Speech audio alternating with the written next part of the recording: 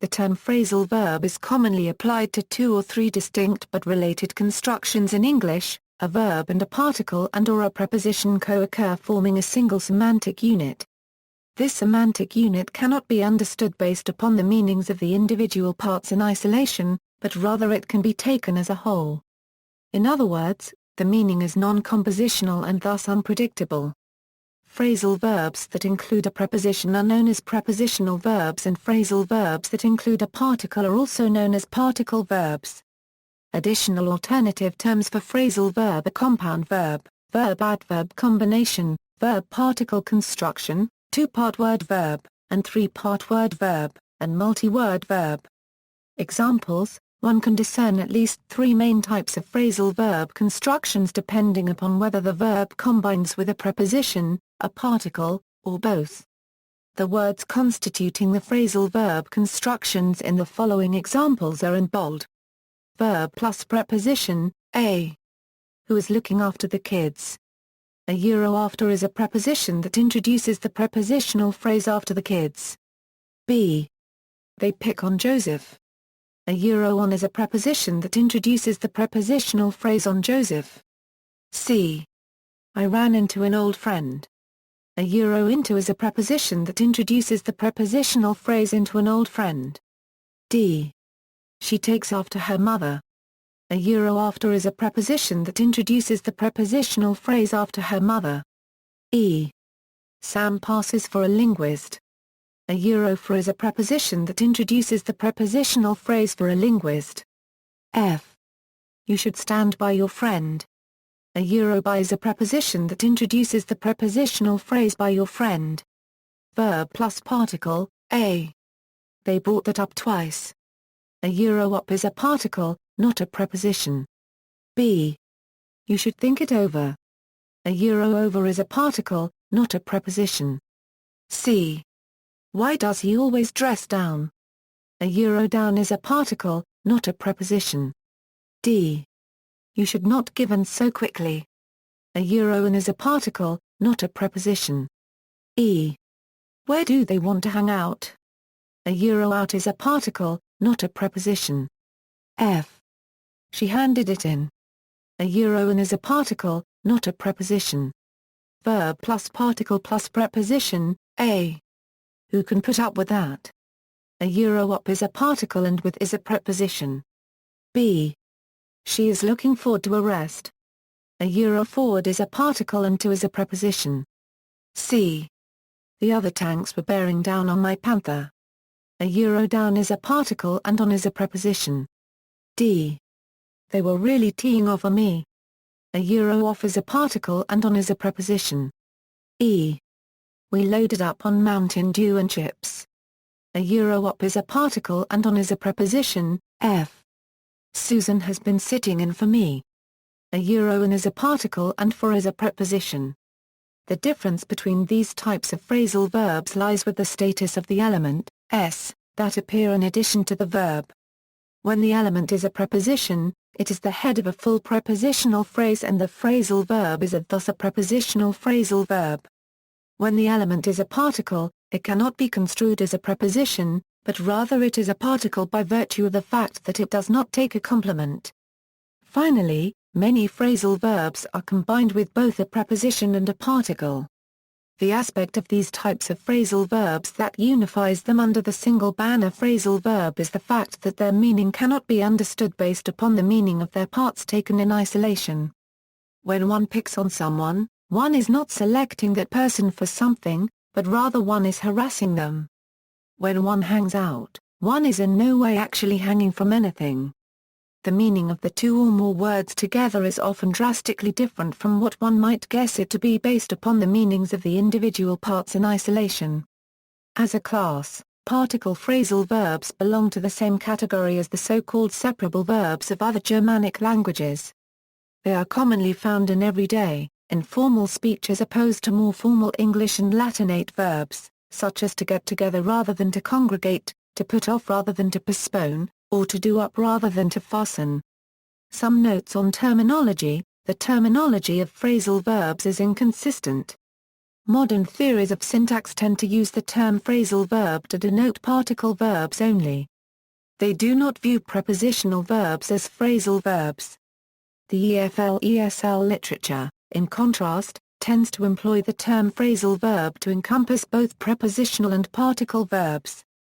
The terminology used to denote the particle is also inconsistent. Sometimes it is called an adverb, and at other times an intransitive prepositional phrase. The inconsistent use of terminology in these areas is a source of confusion about what does and does not qualify as a phrasal verb and about the status of the particle or a preposition. Concerning the history of the term phrasal verb, Tom MacArthur writes, "The term phrasal verb was first used by Logan Pearsall Smith, in Words and Idioms, in which he states that the OED editor Henry Bradley suggested the term to him. The value of this choice and its alternatives is debatable. In origin the concept is based on translation linguistics. As many single-word English and Latinate words are translatable by a phrasal verb complex in English, therefore the logic is that the phrasal verb complex must be a complete semantic unit in itself. One should consider in this regard that the actual term phrasal verb suggests that such constructions should form phrases. In most cases however, they clearly do not form phrases. Hence the very term phrasal verb is misleading and a source of confusion, which has motivated some to reject the term outright. A diagnostic: when a particle phrasal verb is transitive, it can look just like a prepositional phrasal verb. This similarity is another source of confusion, since it obscures the difference between prepositional and particle phrasal verbs. A simple diagnostic distinguishes between the two, however. When the object of a particle verb is a definite pronoun, it can and usually does precede the particle. In contrast, the object of a preposition can never precede the preposition. A. You can bank on Susan. On is a preposition. B. You can bank her on. The object of the preposition cannot precede the preposition. A. You can take on Susan. On is a particle. B. You can take her on. The object of the particle verb can precede the particle. A. He is getting over the situation. Over is a preposition. B. He is getting it over. The object of a preposition cannot precede the preposition. A. He is thinking over the situation. Over is a particle. B. He is thinking it over. The object of the particle verb can precede the particle. The object of a preposition must follow the preposition, whereas the object of the particle verb can precede the particle, especially if it is a definite pronoun, since definite pronouns are very light. Cacophony: the aspect of phrasal verb constructions that makes them difficult to learn for non-native speakers of English is that their meaning is non-compositional. That is, one cannot know what a given phrasal verb construction means based upon what the verb alone and/or the preposition and/or particle alone mean, as emphasized above. This trait of phrasal verbs is also what makes them interesting for linguists, since they appear to defy the principle of compositionality. An analysis of phrasal verbs in terms of cacophony, however, is not challenged by the apparent lack of meaning compositionality. The verb and particle preposition form a catenar, and as such, they qualify as a concrete unit of syntax. The following dependency grammar trees illustrate the point. The words of each phrasal verb construction are highlighted in orange. These words form a catenar because they are linked together in the vertical dimension. They constitute units of meaning, and these units are stored as multi-part wholes in the lexicon. Shifting: a confusing aspect of phrasal verbs concerns the distinction between prepositional phrasal verbs and particle phrasal verbs that are transitive, as discussed and illustrated above. Particle phrasal verbs that are transitive allow some variability in word order depending on the relative weight of the constituents involved. Shifting often occurs when the object is very light, for example. A. Fred chatted up the girl with red hair. Canonical word order. B. Fred chatted her up. Shifting occurs because the definite pronoun her is very light. C. Fred chatted the girl up. The girl is also very light.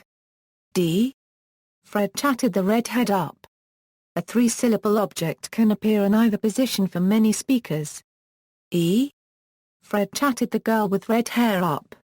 A euro shifting is unlikely unless it is sufficiently motivated by the weight of the constituents involved.